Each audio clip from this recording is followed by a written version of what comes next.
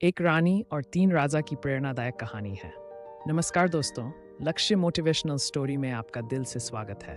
बहुत समय पहले की बात है, जब रियासतें और महल दूर दूर तक फैले हुए थे। उस समय की बात है कि एक खूबसूरत रियासत थी, नैनगढ़। यहाँ की रानी का नाम था रानी चंपावती। चंपावती अपने सौंदर्य, बुद्धिमत्ता और वीरता के लिए पूरे राज्य में प्रसिद्ध थी। उसकी सुंदरता की चर्चा दूर दूर के राजाओं तक पहुंची थी। पर साथ ही ये भी मशहूर था कि रानी चंपावती बहुत चतुर और दिलेर है। उस समय 3 राजाओं के दिल में रानी के लिए गहरी चाहत जग गई। ये 3 राजा थे, राजा विक्रम, राजा अर्जुन और राजा धर्मवीर। तीनों ही राजा अपने अपने राज्य के ताकतवर शासक थे और बहादुरी में एक दूसरे से कम नहीं थे। राजा विक्रम का राज्य रानी के राज्य के पास ही था। विक्रम की उम्र ठीक 22 के करीब थी और उसका कद ऊंचा लंबा था। वो गंभीर स्वभाव का था, लेकिन दिल से रानी के प्रति बहुत ईमानदार था। विक्रम सोचता था कि अगर वो रानी चंपावती से विवाह कर लेता है तो दोनों राज्य मिलकर एक विशाल साम्राज्य बना सकते हैं, जहां हर कोई शांति और खुशहाली से रहेगा। राजा अर्जुन बेहद बुद्धिमान और चालाक था। उसका राज्य विक्रम के राज्य से दूर था, लेकिन उसने रानी की खूबसूरती के चर्चे सुनकर ठान लिया कि वो रानी का दिल जीत कर रहेगा। अर्जुन का मानना था कि चंपावती जैसी समझदार रानी का साथ पाने से उसका राज्य और मजबूत होगा, और साथ ही उसे एक ताकतवर साथी भी मिल जाएगा। राजा धर्मवीर एक सरल, विनम्र और निडर योद्धा था। उसके लिए प्रेम का मतलब केवल दिल से जुड़ा था। उसे किसी साम्राज्य का विस्तार या शक्तिशाली राज्य की चाहनहीन थी। उसे रानी चंपावती से सच्चा प्रेम था और वो उसे अपने दिल की रानी बनाना चाहता था। धर्मवीर का दिल सचमुच में साफ था और उसकी आंखों में सच्चाई की झलक थी। पहली मुलाकात तीनों राजाओं ने अलग अलग समय पर रानी से मिलने का निर्णय लिया। रानी के दरबार में तीनों राजा अपने अपने राज्य की पूरी शान के साथ पहुंचे। रानी ने तीनों की भावनाएं समझी, लेकिन वह तुरंत निर्णय नहीं लेना चाहती थी। उसे पता था कि तीनों राजा किसी कारण से उससे विवाह करना चाहते हैं, लेकिन उसने ठान लिया कि वह केवल उस व्यक्ति से विवाह करेगी जो उसके दिल की सच्चाई को समझ सके। रानी ने तीनों राजाओं के सामने एक कठिन शर्त रखी। उसने कहा, जो मेरी इस परीक्षा को पास करेगा वही मेरे दिल के काबिल होगा। तीनों राजाओं के चेहरे पर हैरानी थी। विक्रम, अर्जुन और धर्मवीर ने एक साथ सिर हिलाया और रानी की शर्त मान ली। रानी की पहली परीक्षा, सच्चाई का मूल्य। पहली परीक्षा के दिन रानी ने तीनों राजाओं को जंगल में बुलाया। रानी ने उन्हें एक सुनसान जगह पर रुकने को कहा और वहां से एक सुंदर सोने का हार निकाला। उसने कहा, यह हार बहुत कीमती है और यह केवल उस व्यक्ति का होगा जो बिना किसी स्वार्थ के इसे मेरे पास लौटा देगा। तीनों राजा अलग अलग समय पर उस हार को देखते हुए उसकी ओर बढ़े। राजा विक्रम हार को देखकर मोहित हो गया। उसने सोचा, यह हार रानी की निशानी के रूप में मेरे पास होना चाहिए, और वह हार लेकर अपने कक्ष में चला गया।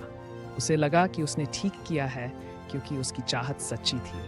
राजा अर्जुन ने हार को देखा और सोचा, अगर यह हार मेरे पास होगा तो रानी समझेगी कि मैं उसकी संपत्ति को सुरक्षित रख सकता हूँ। उसने भी हार अपने पास रख लिया, यह सोचकर कि इससे रानी खुश होगी।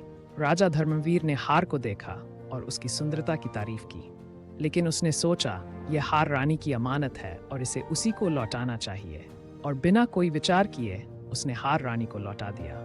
जब तीनों राजा रानी के सामने आए तो रानी ने देखा कि केवल धर्मवीर ही ऐसा था जिसने बिना किसी स्वार्थ के हार लौटाया था। उसे धर्मवीर की सच्चाई भा गई, लेकिन उसने अपनी खुशी जाहिर नहीं की और कहा कि अगली परीक्षा इसके भी कठिन होगी। दूसरी परीक्षा, संस्कार और धैर्य। दूसरी परीक्षा के लिए रानी ने उन्हें एक गांव में भेजा जहां का वातावरण अशांत था। रानी ने कहा कि जिसे गांव में शांति लाने में सफलता मिलेगी वही अगली परीक्षा में पास माना जाएगा। तीनों राजा गांव में पहुंचे। राजा विक्रम ने वहां पहुंचते ही सख्त रुख अपनाया और गांव वालों को धमकाया कि वे तुरंत झगड़े बंद कर दें, अन्यथा उन्हें सजा दी जाएगी। कुछ समय के लिए लोग डर के मारे शांत हो गए, लेकिन उनके मन में विक्रम के प्रति कड़वाहट बढ़ गई। राजा अर्जुन ने लोगों के सामने बहुत सी भाषणबाजी की और अपनी बातों से लोगों को प्रभावित करने की कोशिश की। उसने शांति का संदेश दिया, लेकिन उसकी बातों में सच्चाई कम और दिखावा अधिक था। गांव वाले उससे भी असंतुष्ट रहे। राजा धर्मवीर ने सभी गांव वालों से प्रेमपूर्वक बात की और उनकी समस्याएं सुनी। उसने एक एक की तकलीफ को समझा और हल करने का वादा किया। धीरे धीरे गांव में शांति लौट आई और लोग उसके प्रति आभार व्यक्त करने लगे। तीनों राजा वापस लौटे और रानी ने फैसला किया कि इस परीक्षा में भी धर्मवीर ही विजेता था। रानी का झुकाव धर्मवीर की तरफ और बढ़ गया था, लेकिन वह अब भी पूरी तरह संतुष्ट नहीं थी। तीसरी और आखिरी परीक्षा, प्रेम का बलिदान। अंतिम परीक्षा का दिन आ गया। रानी ने तीनों राजाओं को अपने दरबार में बुलाया और कहा, मेरे साथ विवाह करने का मतलब है कि मुझे अपने राज्य का उत्तराधिकारी चाहिए। जो मुझे ये वचन दे सकता है वही मेरे दिल का हकदार होगा। तीनों राजा हैरान थे।